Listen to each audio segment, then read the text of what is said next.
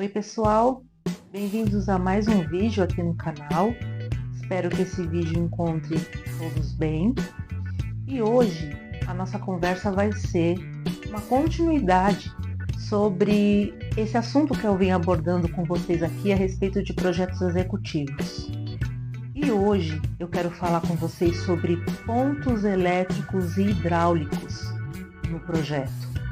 O porquê que muitas vezes precisa alterar, o que é importante observar, o que vocês precisam estar atentos para que isso não se torne um problema na hora da instalação dos móveis.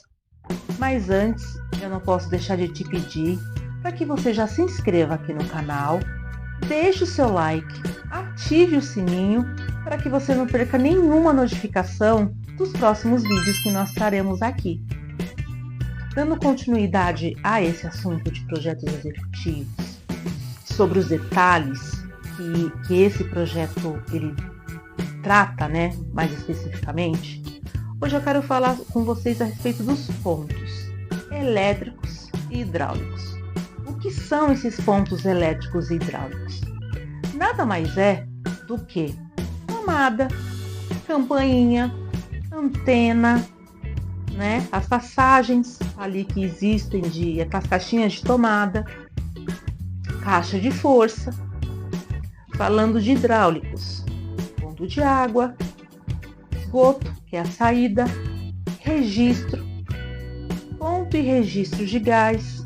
Então, esses são os pontos de elétrica e de hidráulica que eu me refiro. Aí, vamos lá. Você comprou o seu móvel, você comprou o seu projeto, Se não comprou, ainda vai comprar. Se não comprou, vai fazer seu plano de corte. Isso é um assunto para outro vídeo. Mas vamos supor que você acabou de adquirir o projeto. Aí o profissional medidor foi na sua casa para tirar as medidas. Nessa medição ele pegou todas as medidas de parede, porta, janela e colocou lá no papel, que geralmente essas medições são muitas anotações, Colocou ali as medidas dos pontos, colocou a localização exata desses pontos dentro do seu espaço. Ele vai tomar nota de todos esses pontos e vai levar para a loja, para o projetista finalizador ou para o projetista que fez o seu projeto.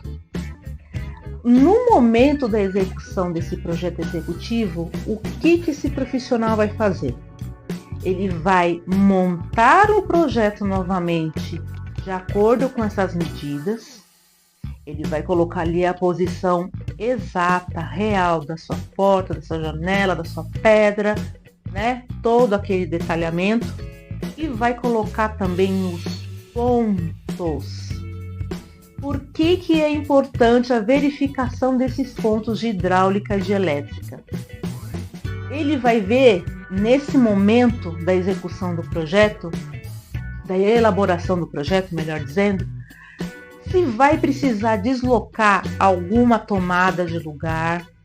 Por exemplo, provavelmente tem um ponto elétrico para poder atender ao depurador ou à coifa. Ele vai ver se vai estar adequado à altura do armário, se de repente não vai ficar no meio do armário, se está muito baixo, se está muito alto. Se isso acontecer, ele vai colocar uma observação lá no seu projeto.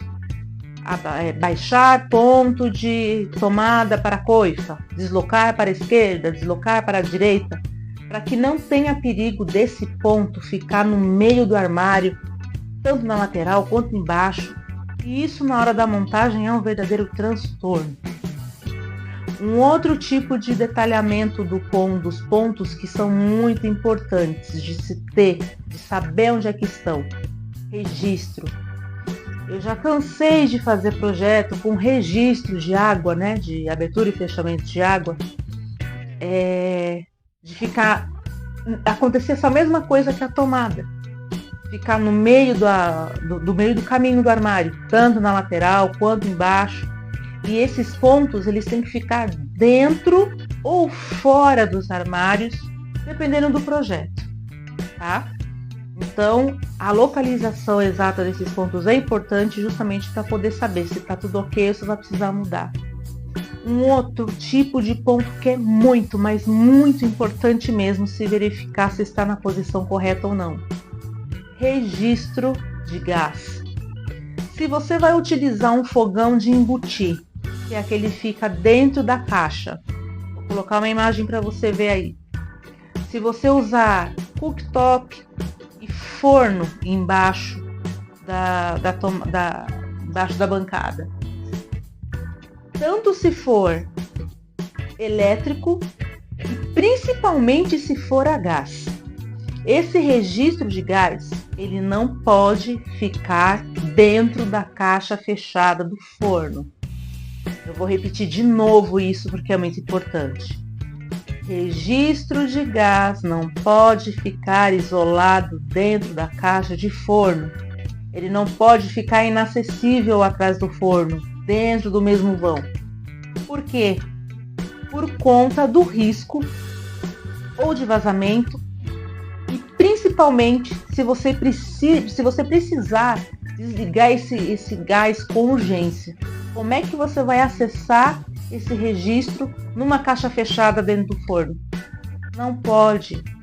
Esse registro de gás ele vai precisar estar no módulo do lado, com livre acesso, totalmente acessível para você poder enfiar sua mão ali, abrir a porta, colocar a mão e abrir e fechar aquela borboleta do gás.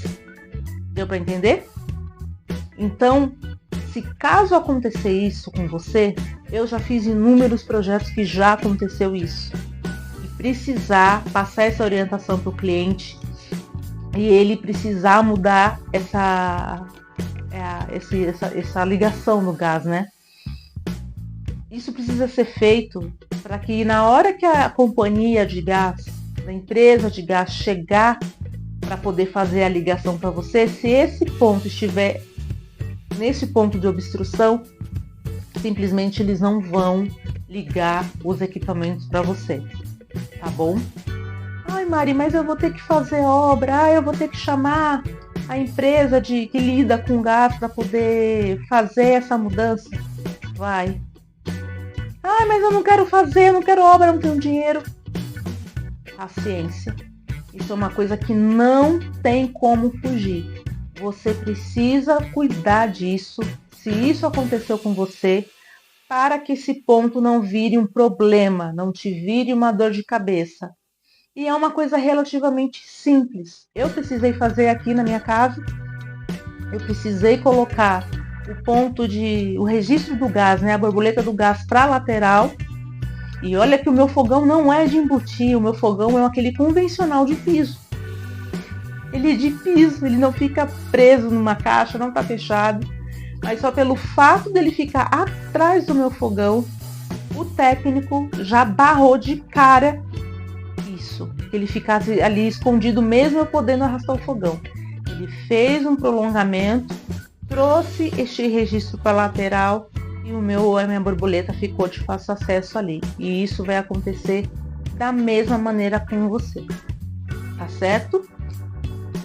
Uma outra coisa que é muito importante, que é relacionada a pontos hidráulicos, e que às vezes as pessoas não se atentam quando vão comprar os equipamentos, existem alguns modelos de geladeira, existem os modelos de lava-louça, existem filtros,